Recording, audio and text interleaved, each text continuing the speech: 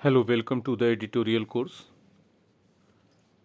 8 जून 2021 के एडिटोरियल का एनालिसिस हम लोग करेंगे। टाइटल है स्कूल रैंक्स। अभी तक तो हम लोग जान रहे थे कि छात्रों की रैंकिंग होती है। अब स्कूल के आधार पर राज्यों की रैंकिंग की जाएगी, उनको स्कोर दिया जाएगा। किस मुद्दे पर है? Performance grading index. Performance grading index के मुद्दे पर है। टैगलाइन क्या है जरा सुने। High performing states with good schools can nudge others if they have the political will. ठीक है। हाई परफॉर्मिंग जो स्टेट्स होंगे, जिनमें अच्छे स्कूल्स होंगे, वो दूसरे स्टेट्स को नज कर सकते हैं अगर उनमें पॉलिटिकल विल है तो। नज करने का मतलब बहुत सारा होता है। नज करने का मतलब पुश होता है, पुश समबडी जेंटली या पुश समथिंग जेंटली, नज करने का मतलब।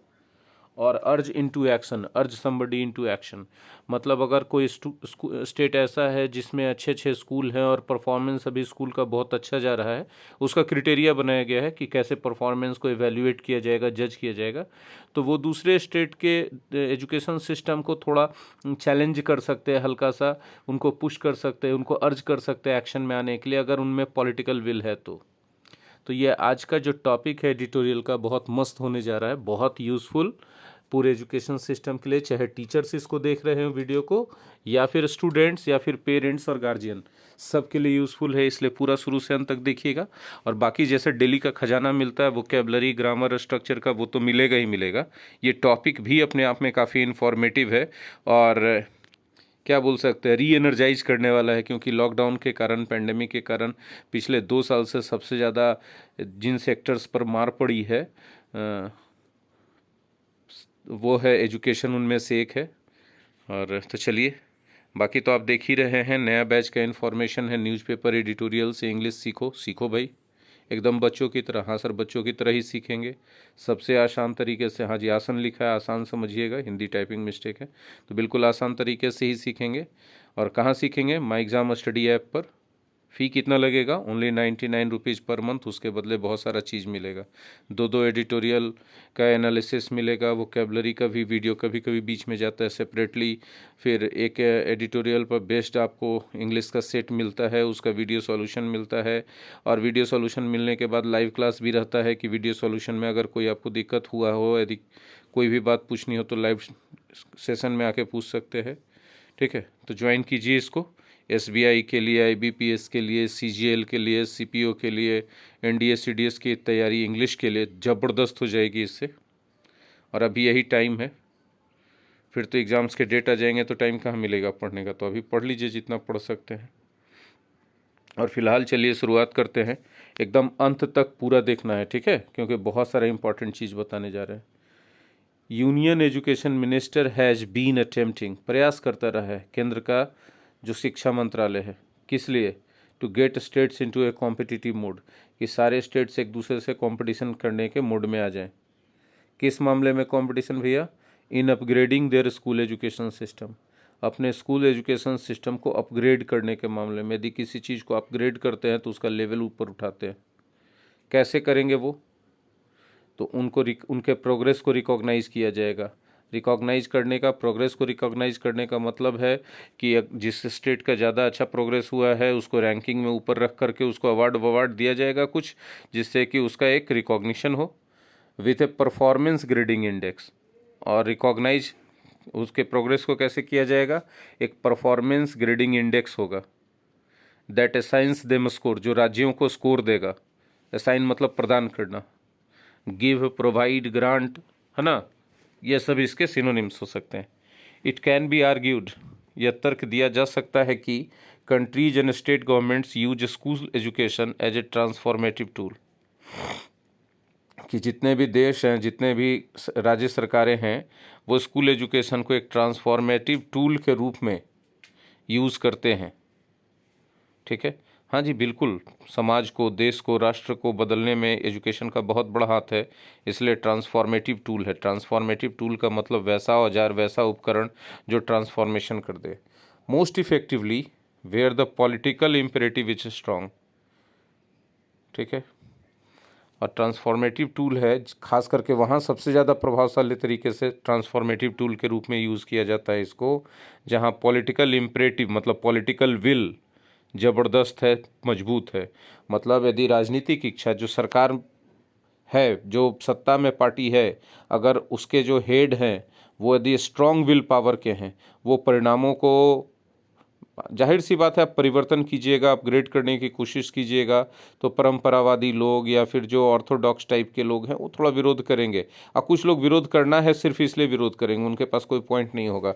इस सब का असर जो भी पार्टी सत्ता में रहेगी उसके वोट बैंक पे थोड़ा हद तक के लिए नेगेटिव, कुछ समय के लिए हो सकता है माहौल उसके खिलाफ नेगेटिव। तो इसके लिए पॉलिटिकल इम्परेटिव का स्ट्रांग होना बहुत ज़रूरी है। तो जो भी राज्य, जो भी राष्ट्र एजुकेशन को ट्रांसफॉर्मेटिव टूल के रूप में यूज़ करते हैं, वहाँ तभी ऐसा हो पाता है जब वहाँ का पॉलिटिकल इम्परेटिव स्ट्रांग हो। द सेंटर्स एफर्ट, केंद्र का जो प्रयास है किस चीज़ के लिए, विथ पीजीआई स्कोरिंग सिस्टम, किस मामले में भाई, तो यही परफॉर्मेंस ग्रेडिंग इंडेक्स के स्कोरिंग सिस्टम के मामले में, has been to try and nudge all states. किस लिए रहा है ये, कि कोशिश कर रहे हैं नज करने का, ठीक है। नज करने का मतलब उनको अर्ज इनटू एक्शन, मतलब स्टेट को एक्शन में लाने की कोशिश कर रहे हैं, using A hall of fame approach. और किस तरीके से कोशिश कर रहे हैं, हॉल ऑफ फेम अप्रोच का यूज़ करके। हॉल ऑफ फेम क्या होता है भाई, आपने सुना होगा फलाने कलाकार XYZ कलाकार की मूर्ति जो है, वैक्स की मूर्ति रखी गई है इसमें। तो वो हॉल ऑफ फेम ये एक तरह का है जिसमें किसी फील्ड के सबसे अच्छा परफॉर्म करने वाले या लोकप्रियता के आधार पर या कुछ इस तरह से एक सिलेक्शन बोर्ड रहता है, उससे नाम सिलेक्ट करता है और उसका जो है सम्मान देने के लिए मूर्ति जो है, प्रतिमा जो है मोम का बना करके उस हॉल में लगाया जाता है। तो उस हॉल में, हॉल ऑफ फेम में किसी का प्रतिमा वैक्स का बन के लगना अपने आप में सम्मान की बात है, दर्शाता है कि वो अपने फील्ड में कुछ विशेष काम किया है, ठीक है। तो हॉल ऑफ फेम वाला अप्रोच करेगी केंद्र सरकार, कि मतलब एक ऐसा लिस्ट रहेगा जिसमें अच्छे राज्यों का नाम दिया जाएगा ग्रेडिंग और रैंकिंग के साथ, कि आपके राज्य में एजुकेशन सिस्टम बेहतर काम कर रहा है, ठीक है। ये तो बहुत अच्छा कदम है केंद्र सरकार का और प्रशंसा के योग्य है।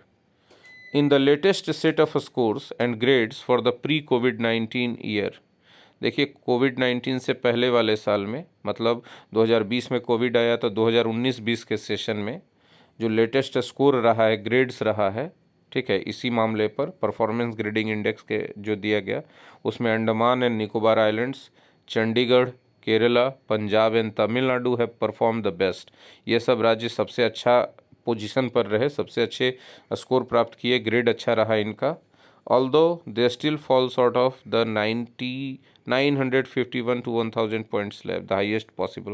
हालांकि ये राज्य बहुत अच्छा किए, लेकिन फिर भी जो हाईएस्ट स्लैब हो सकता है इसमें पॉइंट्स का, 951 से 1000 के बीच वाला पॉइंट स्लैब, उससे ये लोग काफ़ी कम रहे। फॉल शॉर्ट ऑफ समथिंग मतलब कोई चीज़ में कम पड़ जाना, तो वे अभी भी इससे पीछे हैं काफ़ी। द हाईएस्ट पॉसिबल यही है कि इससे ज़्यादा कोई स्टेट नहीं स्कोर कर सकता है, लेकिन हाईएस्ट से अभी काफ़ी पीछे हैं। ये लोग सबसे अच्छा किए हैं लेकिन फिर भी पीछे हैं जो होना चाहिए highest. It should be heartening to 33 states, ये बड़ा हिम्मत देने वाला, हौसला बढ़ाने वाला बात होगा 33 स्टेट और जितने यूनियन टेरिटरीज़ हैं कि their PGI scores have improved over the previous year. जो उनका परफॉर्मेंस ग्रेडिंग इंडेक्स स्कोर है वो इम्प्रूव किया है पिछले साल की बनिस्बत, मतलब 2019-20 की बनिस्बत। And in the case of Andaman and Nicobar, Punjab and Arunachal Pradesh, और यदि हम बात करें अंडमान निकोबार, पंजाब, अरुणाचल प्रदेश के मामले में, तो ये जो इम्प्रूवमेंट रहा है बाई एंड नोटवर्दी 20%, 20% इनका स्कोर बढ़ा है। नोटवर्दी का मतलब होता है प्रशंसा के लायक, जो सबके नज़र में आ जाए, इतना बढ़िया हुआ काम। सेवरल मिडलिंग स्टेट्स, बीच बीच में रहने वाले कुछ स्टेट्स हैं, continue to make marginal progress, को वो लोग थोड़ा प्रोग्रेस बनाए। यदि मार्जिनल प्रोग्रेस किसी चीज़ में हो रहा है तो थोड़ा सा प्रोग्रेस हुआ है। Some have improved merely by tweaking their data, कुछ राज्य तो ऐसे हैं जो सिर्फ अपने डेटा में हल्का सा ट्रांसफॉर्मेशन ला पाए हैं, हल्का सा परिवर्तन ला पाए हैं। ऐसे ट्वीक का मतलब बहुत होता है, ट्वीक का मतलब एनवाई होता है, इरिटेट होता है, ट्विस्ट होता है, ये सब बहुत मतलब होता है। लेकिन ट्वीक द डेटा का मतलब होता है bring a little adjustment into data. तो डेटा में थोड़ा सा एडजस्टमेंट किए हैं, मतलब हल्का सा परिवर्तन आया है, थोड़ा सा सुधार आया नाम मात्र का। While Madhya Pradesh and Chhattisgarh actually regressed, जबकि मध्य प्रदेश और छत्तीसगढ़ ऐसे राज्य हो जो रिग्रेस किए हैं। प्रोग्रेस करने का मतलब आगे जाना, रिग्रेस करने का मतलब पीछे होना, ठीक है, पीछे चले गए हैं अपने रैंकिंग में। Although the PGI scheme is now 3 years old, हालांकि पीजीआई स्कीम अब 3 साल पुराना हो चुका है, फिर भी ये लोग उसमें अपने आप को ढाल नहीं पाए, 2 स्टेट, ठीक है।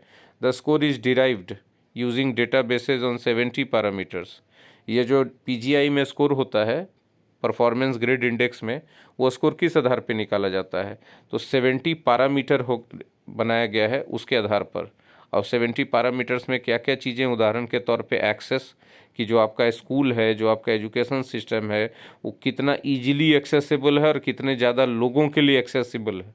दूसरा इक्विटी, कि वहाँ स्कूलों में क्या समानता का ख्याल रखा जा रहा है, कि जो जो समुदाय, जो जेंडर एजुकेशन में आपके राज्य में पिछड़ा था, क्या उसको वहाँ पर आगे लाया जा रहा है।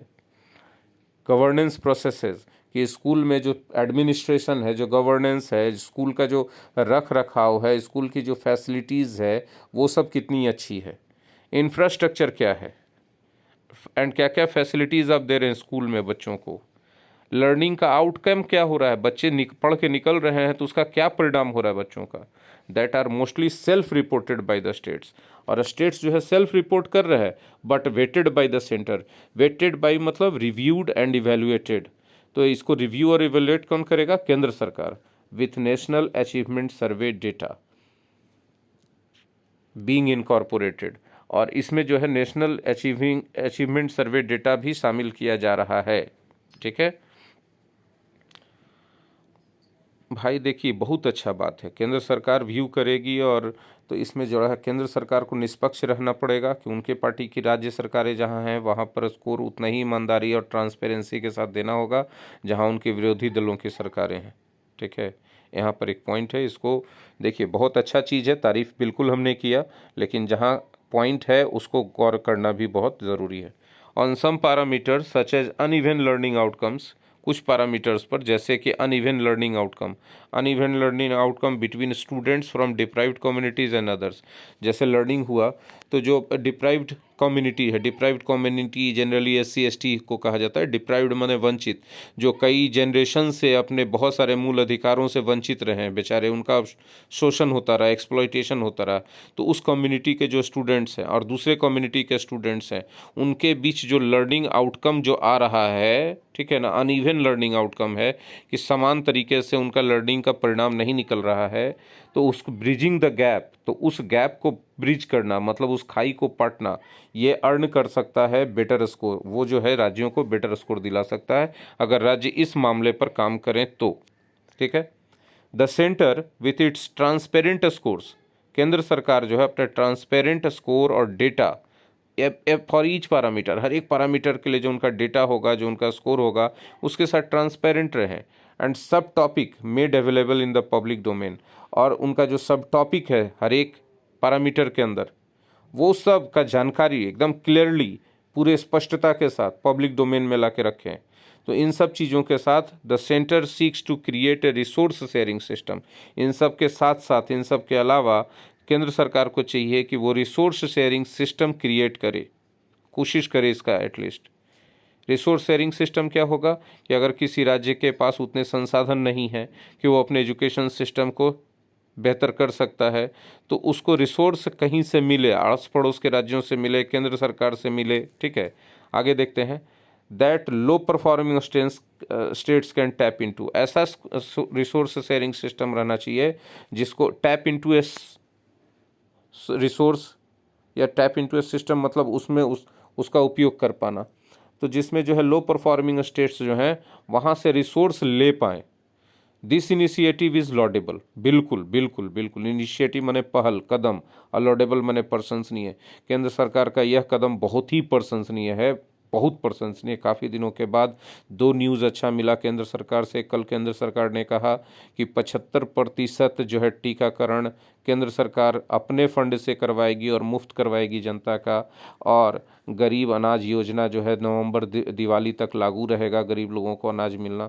ये दो कदम बहुत प्रशंसनीय था, एक बार फिर से दिल जीतने का काम किया। और ये तीसरा अभी जो हमको पता चल रहा है कि एजुकेशन सिस्टम के बारे में, ये बहुत मस्त बात है। But it can work only if governments and opposition parties see value in strong and open school education. देखिए, ये तभी अच्छा से काम कर सकता है, इसका परिणाम तभी अच्छा आ सकता है जब सरकारें और जो विपक्षी पार्टियां हैं वो स्ट्रॉन्ग और ओपन स्कूल एजुकेशन में का महत्व दें, उसके वैल्यू को समझें। सी वैल्यू इन समथिंग मतलब उसके महत्व को समझना। And work to strengthen access, equity and infrastructure by budgeting fees and funds for universalisation. Universalisation यदि किसी चीज़ का कर रहे हैं तो हम कोशिश कर रहे हो कि सब के लिए अवेलेबल हो, ठीक है। तो अगर आप एजुकेशन का यूनिवर्सलाइजेशन करना चाहते हैं, वो सबके लिए एक्सेसिबल बनाना चाहते हैं, इक्विटी लाना चाहते हैं कि सबको समान एजुकेशन मिले, और इंफ्रास्ट्रक्चर को बेहतर बनाना चाहते हैं, तो फीस को बजट करना पड़ेगा और फंड को प्रोवाइड करना पड़ेगा। ये बात समझनी होगी ताकि ये सब चीज़ें बेहतर की जा सके। इट इज़ सच कमिटमेंट, ये एक ऐसा कमिटमेंट है that led South East Asia to carry out a renaissance in school education in the latter decades of the last century. एक ऐसा कमिटमेंट है जो साउथ ईस्ट एशिया को में एक पुनर्जागरण ला दिया। कैरी आउट ए रेनेशन का मतलब, रेनेसां का मतलब पुनर्जागरण ला दिया। कहाँ? स्कूल एजुकेशन में, लास्ट सेंचुरी के बाद वाले डिकेड्स में। मतलब एक सेंचुरी 100 साल का होता है, तो शुरुआत का 50 साल जो हुआ वो फॉर्मर डिकेड हुआ या अर्लियर डिकेड हुआ, लेटर डिकेड हुआ 51 के बाद वाला से, तो लेटर डिकेड में, ठीक है। तो साउथ ईस्ट एशिया में एकदम क्रांति आ गया था स्कूल एजुकेशन सिस्टम में, ठीक है। इन्हीं सब चीज़ों को लागू किया था साउथ ईस्ट एशिया के कंट्रीज़ ने ऑन द लाइंस ऑफ मेजी एरा जापान। और ये सब जब किया गया था किसके आधार पर? मेजी एरा जो जापान में चल रहा था उसके आधार पर। अब आप बोलेंगे मेजी एरा क्या होता है, तो भाई है तो ये बात तो है, मेजी एरा जो है जीके का है, लेकिन आपको बता दें कि लगता है कि मेजी साहब जो है 23 अक्टूबर 1968 को, नहीं हाँ 1968 से लेकर 1912 तक का जो एरा था उसमें मेजी जो है वहाँ पर का जो फ्यूडल सिस्टम था गवर्नेंस का, उसको बदल के इम्पेरियल सिस्टम लाए थे ताकि देश को आधुनिक बनाया जा सके और वहाँ के सैन्य सिस्टम को इतना स्ट्रॉन्ग किया जा सके कि बाहर से आने वाले, विदेशों से आने वाले खतरे को बेहतर किया जा सके। तो मेजी साहब ने ये सब करने के लिए क्रांति लाया था वहाँ पर, और वो 68 से लेकर 1912 तक चला था। उसमें एजुकेशन सिस्टम को भी बेहतर बनाया गया था ताकि देश ज़्यादा स्ट्रांग हो सके। तो एजुकेशन सिस्टम को बेहतर कैसे बनाया गया कि मेजी साहब के पहले जो एजुकेशन सिस्टम था उसमें जो कॉमन जनता थी और जो आउटकास्ट लोग थे उनको सिर्फ हिंदी कोई भाषा सिखा दिया जाता था और गणित के नाम पर सिर्फ मामूली जोड़ घटाव, और जिसकी वजह से आम जनता का विकास ज़्यादा नहीं हो रहा था। तो मेजी साहब ने सबसे पहले एजुकेशन सिस्टम में इक्विटी लाया और इजीली एक्सेसिबल बनाया और यूनिवर्सलाइजेशन कर दिया। ऐसे इन्हीं का अनुकरण किया था साउथ ईस्ट एशिया के और दूसरे कंट्रीज़ ने, सब जगह जो है स्कूल एजुकेशन सिस्टम में क्रांति आ गया। ऐसे आपको जानकारी के लिए बता दें कि अभी जो एरा चल रहा है जापान में वो रेइवा एरा चल रहा है। 1 जनवरी 2019 को स्टार्ट हुआ था और उसके पहले हेइसेई एरा चल रहा था, ठीक है। हर एरा में अलग अलग तरीके के चीज़ों पर फोकस किया जाता है और यही वजह है कि जापान जो है इतना तेज़ी से आगे बढ़ रहा है। खैर आगे बढ़ते हैं हम लोग। India's school system has to contend with not just patchy access and infrastructure. India के स्कूल सिस्टम को न सिर्फ पैची एक्सेस और इंफ्रास्ट्रक्चर के साथ कंटेंड करना है, compete करना है, लड़ना है, बल्कि but major equity issues that have come to the fore during the pandemic, बल्कि इसके साथ साथ मेजर इक्विटी इशूज़ के साथ भी इंडिया के स्कूल सिस्टम को कंटेंड करना पड़ेगा जो सामने आए हैं। कम टू द फोर मतलब सामने आना पैंडेमिक के दौरान। देख रहे बहुत एजुकेशन सिस्टम एकदम चरचरा गया पैंडेमिक के दौरान। शायद ही 2% 5% स्कूल ऐसे रहे किसी भी स्टेट में, खास करके बिहार जैसे स्टेट में, जहाँ पर से कि डिजिटल तरीके से, ऑनलाइन तरीके से बच्चों को सही तरीके से एजुकेशन दिया जा सका। चरमरा के रह गया यहाँ के एजुकेशन सिस्टम, और ऐसे बहुत सारे स्टेट हैं। तो जो बहुत सारा, और जाहिर सी बात है, और इसमें हुआ क्या कि जहाँ कहीं चला भी एजुकेशन प्राइवेट स्कूल्स वगैरह में, तो सरकारी स्कूल एकदम पिछड़ ही रह गए। बच्चे जो सरकारी स्कूल में पढ़ते थे उन लोगों को तो एजुकेशन मिला ही नहीं, क्योंकि ना तो सरकारी स्कूल के पास कोई डिजिटल प्लेटफॉर्म था, ना फैसिलिटी थी ऑनलाइन एजुकेशन की, और जो सरकारी स्कूल में बच्चे पढ़ रहे थे उनके पास भी इस तरह की कोई फैसिलिटी नहीं थी कि अगर उनको देने का कोशिश भी किया जाए ऑनलाइन एजुकेशन, तो कहीं मोबाइल नहीं है, तो कहीं टैब नहीं है, कंप्यूटर नहीं है, इंटरनेट नहीं है। ठीक है, तो इन सब चीज़ों पर वर्क करने की ज़रूरत पड़ेगी। इंडिया के एजुकेशन सिस्टम को इन सब चीज़ों से लड़ना पड़ेगा, इन सब हालातों से लड़ना पड़ेगा। इसके अलावा दो चीज़ें तो पहली बोली गई कि इंडिया के एजुकेशन सिस्टम में, स्कूल एजुकेशन सिस्टम में इंफ्रास्ट्रक्चर की कमी है। बहुत सारे तो स्कूल ऐसे हैं जिनकी अपने भवन नहीं है, पेड़ों के नीचे आज के डेट में स्कूल चल रहे, 2021 चल रहा है, आप समझ सकते हैं। और पैची एक्सेस है, मतलब स्कूल जो है, स्कूल तक पहुंच बहुत कम लोगों की है, और ड्रॉप आउट्स है। ये सब तो चीज़ें, ड्रॉप आउट्स का चर्चा नहीं किया गया यहाँ पर, तो हम इसके बारे में भी चर्चा करेंगे। लगता है हमको ड्रॉप आउट एक रिजल्टेंट बाई प्रोडक्ट है इन सब समस्याओं का, पैची एक्सेस और इंफ्रास्ट्रक्चर की कमी और ये सब चीज़ों की। खैर, क्लियरली स्पष्ट है कि द शैडो ऑफ कोविड-19 विल परसिस्ट। शैडो ऑफ कोविड-19 का जो परछाई है, शैडो है, जो असर है, वो परसिस्ट करेगा, कायम रहेगा ओवर द एजुकेशन सिस्टम के ऊपर फॉर द फोर्सिएबल फ्यूचर, मतलब कि आगे आने वाले काफ़ी लंबे समय के लिए, भविष्य के लिए। And further progress on all parameters will depend on, और आगे जो प्रोग्रेस है सभी पैरामीटर्स पर, वो निर्भर करेगा किस चीज़ पर? ऑन ब्रिजिंग द गैप्स, जो खाई है, असमानता की खाई है एजुकेशन में, उसको पाटने पर, पर्टिकुलरली ऑन डिजिटल टूल्स, खास करके डिजिटल टूल्स के मामले पर, ऑनलाइन एजुकेशन के मामले पर। जान के अच्छा लगा कि सरकार जो है सरकारी स्कूलों में भी ऑनलाइन एजुकेशन को हाईलाइट कर रही है, उस पर महत्व दे रही है, उस पर फोकस कर रही है। ये बड़ा खुशी का बात है मेरे लिए, तो कम से कम हमको ऐसा लगता है कि अगर हम लोगों को थोड़ा और आगे बढ़ना है तो डिजिटल दुनिया को अपने लाइफ का एक हिस्सा बनाना पड़ेगा संतुलित तरीके से।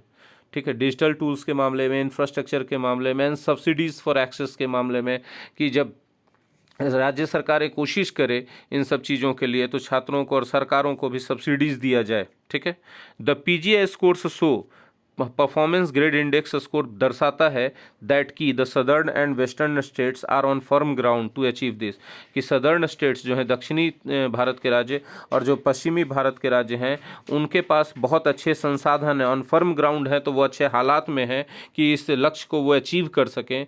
जबकि while those in central India and parts of the east and north east are less resourced, जबकि केंद्र मतलब मध्य भारत के जो राज्य हैं और कुछ पूर्वी भारत और नॉर्थ ईस्ट भारत के जो राज्य हैं, वो लेस रिसोर्स्ड हैं, उनके पास उतने संसाधन नहीं हैं।